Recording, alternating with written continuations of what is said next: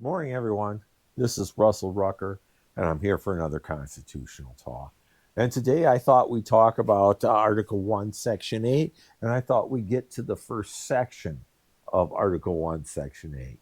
And it says, the Congress shall have power to lay and collect taxes, duties, imposts, and excises to pay the debt and provide for the common defense and the general welfare of the United States, but all duties, imposts, and excise shall be uniform throughout the United States. We get to this section about where Congress has the power to lay and collect taxes, and a lot of people think about the 16th Amendment as being where you're allowed to collect income tax. But here it's telling you specifically that Congress has this power. And Congress has to have the power to raise money uh, on some venue anyway, so that they can pay the bills of the United States, so they can get um, so you can have defense and this thing about defense and general welfare. And I know we talked about general welfare earlier, but I think we have to make it explicitly clear that Congress has the right to raise taxes. Now it talks about excises and duties and that. And honestly, the first 150 years of our country, that's how we paid it prior to the income tax being passed. I mean, well, I should say probably the first 100 years. And we were paying the government through excises and duties. In other words, a tax on products coming into the United States. So if you had bought tea or coffee or had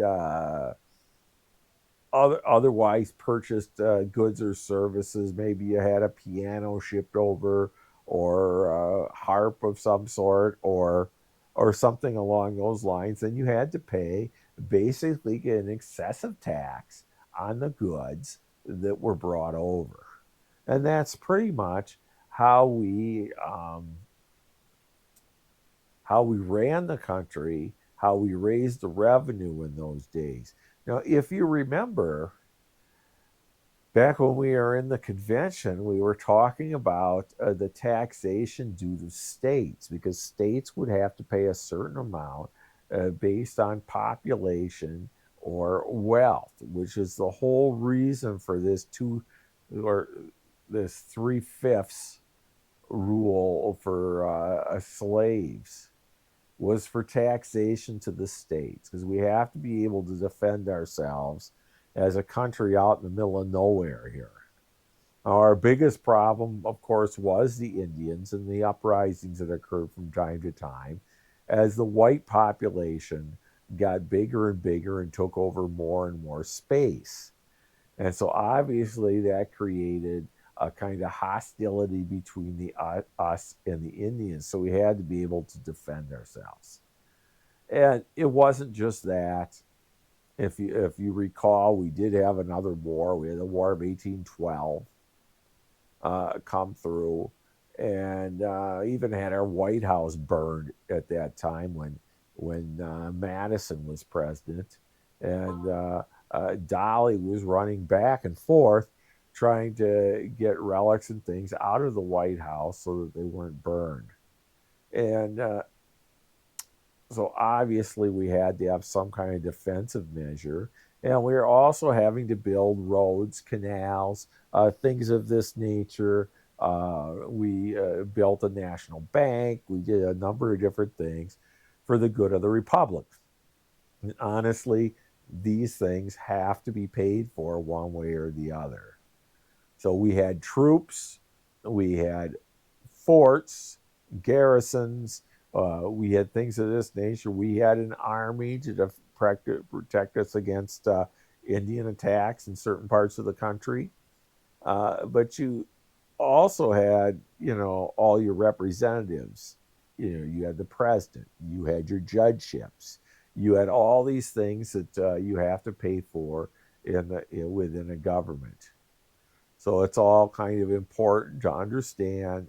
Yes, Maybe we don't like it, and even Washington said no tax can be devised that would not be a hardship on the people, that would not be unpleasant. There's really no way, and that's why we had some of the revolts we had in the early days of the republic, when farmers were asked to pay a tax, and there's really no way around taxation. And I know there's a move in the country to get rid of an income tax. There's a talk about maybe trying to get rid of the property tax, but the tax would have to come from somewhere. So if you got rid of one tax, you're going to have to increase another or create another. Like there's been talks over the years about a national sales tax. All these things come into play if we're gonna have a very big government at all. If we want a limited government, you can get rid of all kinds of departments and go back to a very limited role. But with a limited role means you have limited resources.